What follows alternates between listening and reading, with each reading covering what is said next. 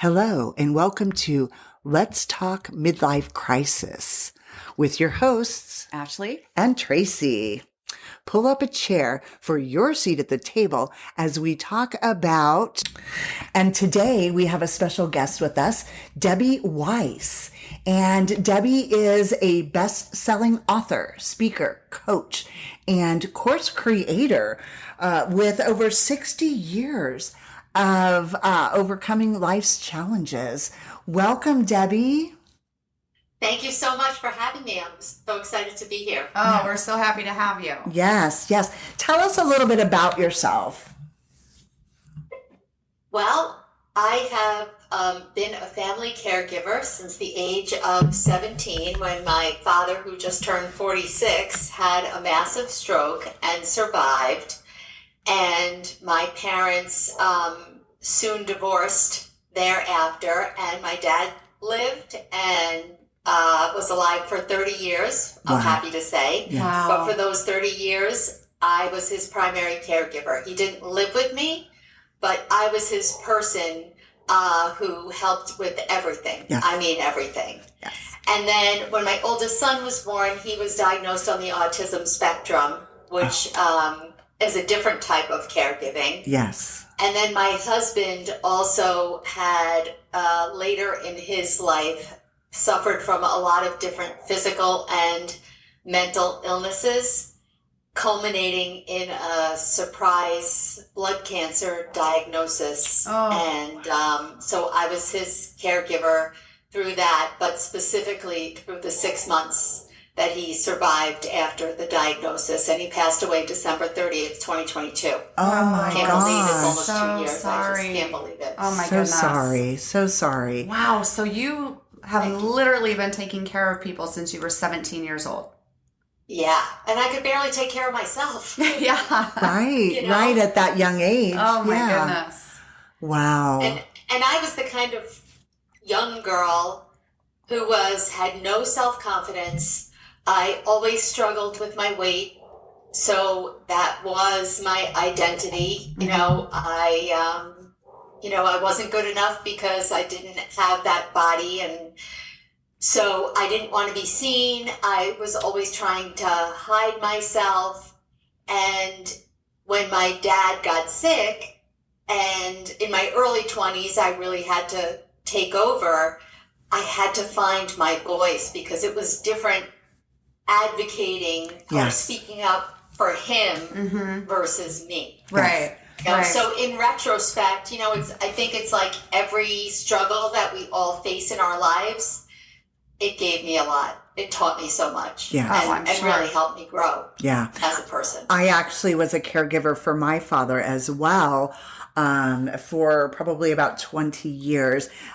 He lived on his own, and we were able to provide a full-time care towards the last 5 years or so when he needed it. But I was there for all of the decision making, for the hospitals, for the rehabilitation after, the hospital visit, and speaking and coordinating and being his advocate. I was also his medical power of attorney, all of that.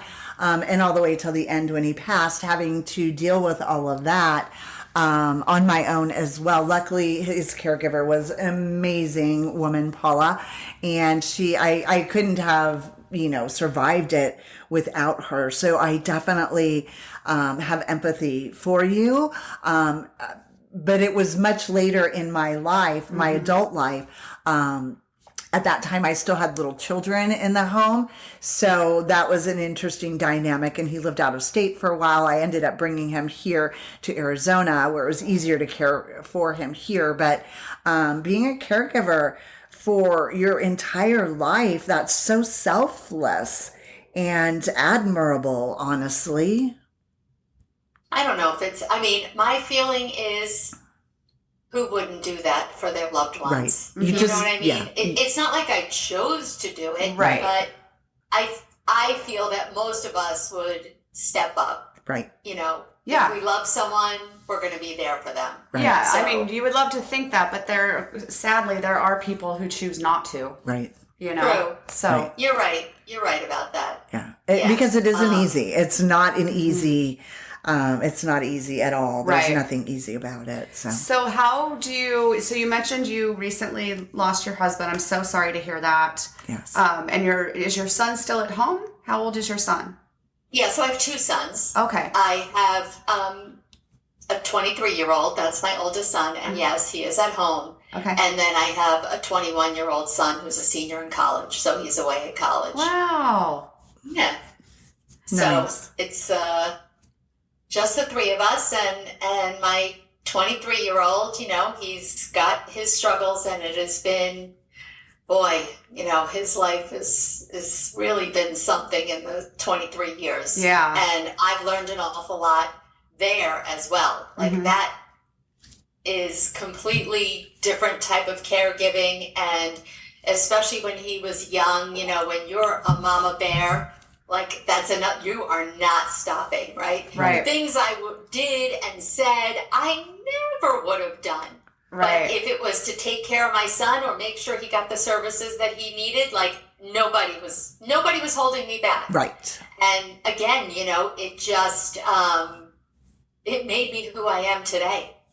Wow. If I, my mother and my brother, because my dad did pass away 11 years ago, but my mother and my brother say, if these people who you're on podcasts, you're doing all these things, if I tell you, nobody would have believed it if you knew me as a child and a young adult. Wow. You just wouldn't have believed it. I was just not that person, but it just shows how, I don't know, our circumstances, like I said before, they could be challenging, but it's, if you allow it and you learn something from it, it really can change your life Right. for the better. I have to say, I mean, being what you've gone through, being who you are after what you've gone through, I think is also, it's been a choice, because you could still just kind of live in your little hole and not put yourself out there. But thank God for people like you that are sharing their voice and their experience and taking something positive from it and making yourself a better person. You just exert positivity and great energy. And yeah, I applaud you for that. But no, I'm grateful for people like you that come out and share their experiences, because there's probably a lot more people out there than we realize that are going through challenges like similar to what you've gone through, and they aren't aware of other people that have gone through it. They don't have anyone to relate to or share those experiences with. Yeah. Yeah, I agree. And you know what? I'm sounding so positive and all of these things, but if we rewind the tape and you looked at me, 10, 12 years ago, I really did spend the majority of my life being angry and resentful of my circumstances. My friends and family would even say, like, every second something's happening to you. What do you have, like this black cloud over your head? Oh. And I was always like an upbeat and positive person. But after a while, it was like one thing after another. I had a really long infertility struggle. It was just, oh my goodness, could I just catch a break? And I did have that, and I didn't realize it had a name, and I didn't realize what I was telling myself, but I did. I felt sorry for myself, and I felt like a victim of my circumstances. Mm-hmm. Right. And it wasn't until actually I kind of had like an epiphany or an aha moment right around the age of 50, where I realized, all these things have happened in my life, but everyone has things that have happened in their lives. Everyone obviously looks different. We have similarities, but everyone has a unique story. And just like you said, how have I been choosing to show up? Right. Yeah. And when I realized that I was letting the circumstances of my life kind of just rule my life, I didn't have any power or any control over how my life was headed. Mm-hmm. I just thought, it is what it is. These are the things that happened to me. I have no choice. It sucks. Oh, well. Right. Wow. Now, through these experiences, is that what brought you to writing your book? On second thought, maybe I can, and it's a bestseller. So, Well, so no. no. It took me so long to get there. So this is just actually this is something that one of the messages that I really want to get across is that you just never know. Okay, I didn't like writing. I am a CPA. I graduated with an accounting degree. I've been an insurance agent now for 30 years. Oh. Nothing to do with words or writing, communications, nothing. And it was really just kind of following the whispers that happened in my life over the last 4 years. Wow.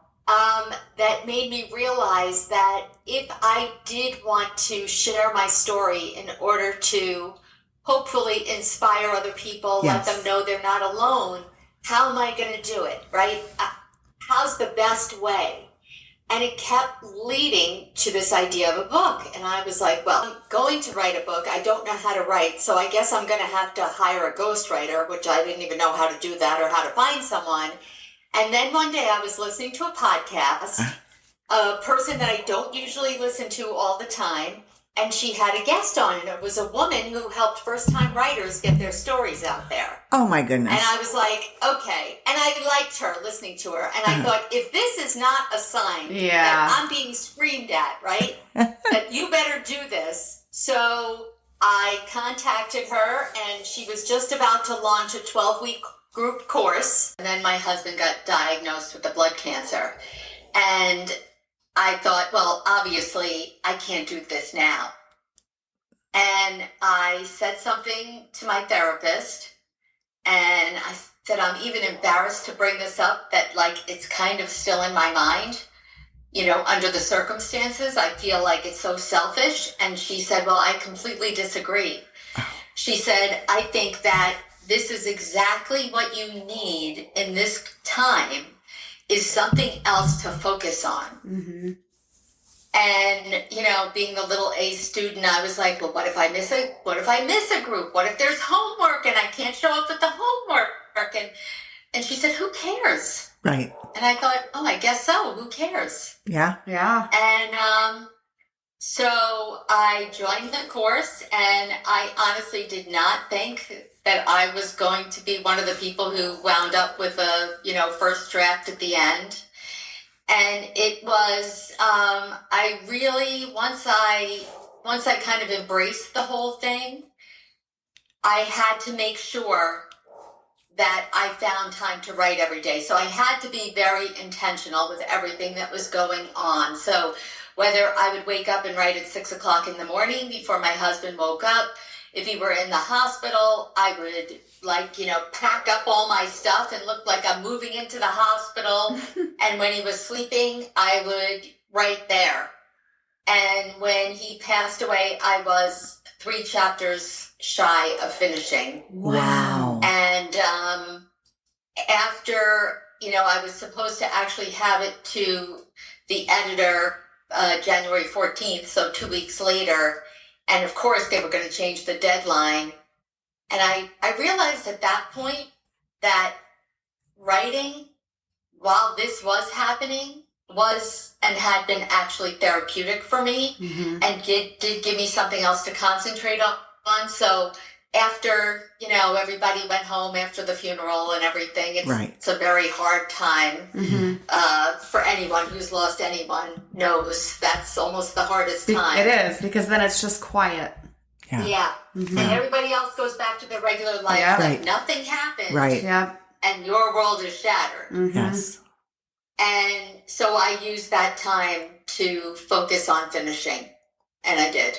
Wow. That's amazing. I'm so glad that you had that therapy going through that, because, you know, that's, I mean, you've been through a lot, but I can only imagine caring for your partner, watching, knowing inevitably what's happening, and having to live with that. You had a good distraction.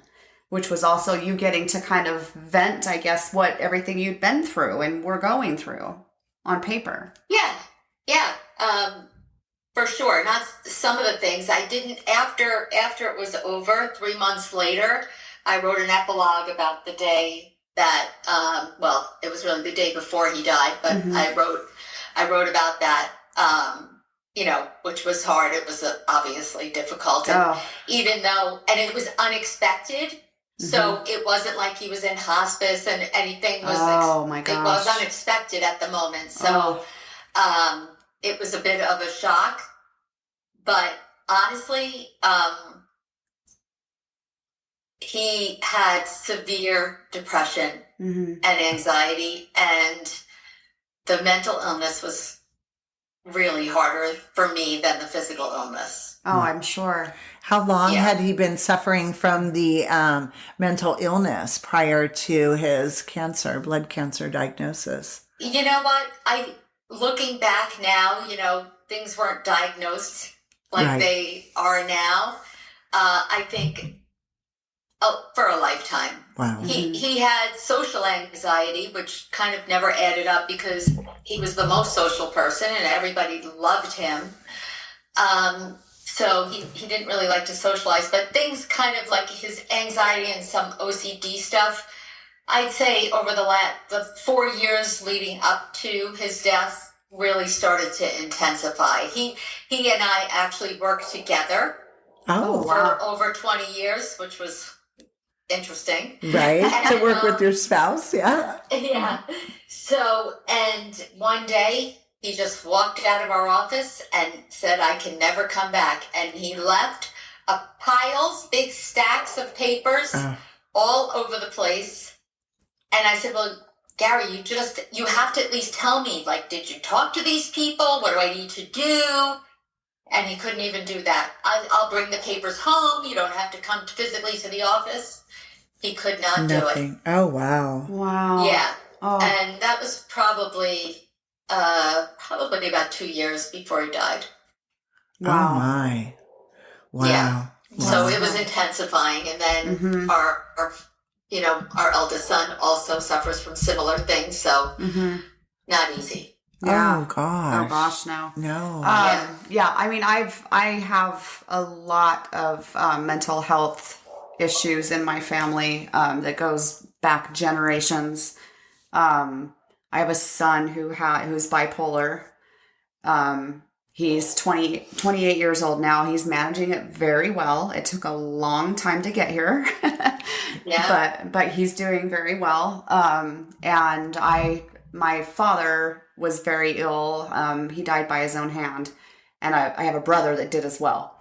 So I feel you. Sorry. I feel you. That is a very, very difficult. And I think for you had both the mental and physical illnesses. I think just dealing with the mental illness in itself is so hard.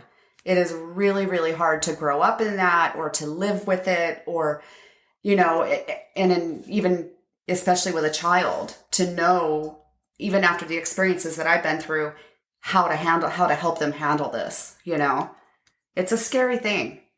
It is so scary. And nobody else, out of all of the struggles that I've had in my life, by far it's the hardest. Yeah. And my son also was diagnosed with bipolar 2 disorder.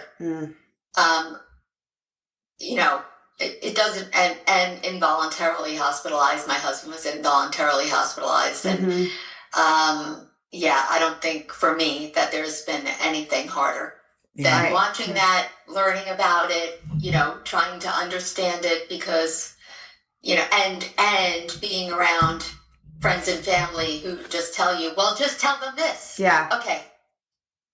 They don't get it. They don't get it. I do feel, though, through time, I know when I was young, I'm in my late 50s, but when I was young, you didn't hear, mental health wasn't a household word. People didn't talk about it. So I am glad to hear that it is talked about nowadays. I would love to be able to see more advancement with the technology that we have now. perhaps the awareness that's being put out there now. I would really love to think that for, my children who are now young adults, but also my grandchildren, that by the time they grow up, that maybe there'll be more, I want to say cures, but other, ways for them to manage. Yeah, I think through... a lot of it too, though, and you probably have found this, Debbie, regardless of the resources that are available and the medications and all of that, they have to want it. Like, we can tell them all we want. This is what you need to do. I'm trying to help you. I'm not telling you anything that I think would hurt you or make it worse. This is what needs to be done. And they have to be ready. They have to be ready, and they have to want it, and they have to be persistent with it, because it is something that they will deal with every day of their life. And they have to know that and accept it and be persistent in taking care of themselves. Absolutely. I couldn't agree more. Right before my husband got literally 6 weeks before he got the diagnosis, he was hospitalized for a week for the depression. And he came out like he never believed in therapy. He didn't need it. That he was that kind of person. And he came out of the hospitalization and went to his IOP, his group sessions after hospitalization. And he was like the star. He was helping everyone. He was so happy. We were like, oh my gosh, I can't believe that I didn't get him to do this earlier, because it gave us so much hope. Right. And then literally less than 6 weeks later, out of the blue, he gets this diagnosis. Oh my gosh. It was like the cruelest thing that I could think of, It was like it was like, the cloud lifted up, Right. Yeah. And then wham. Oh gosh. Oh my goodness. Yeah. I'm so sorry. No, Well, thank you. you truly are a survivor yourself. So. Yes.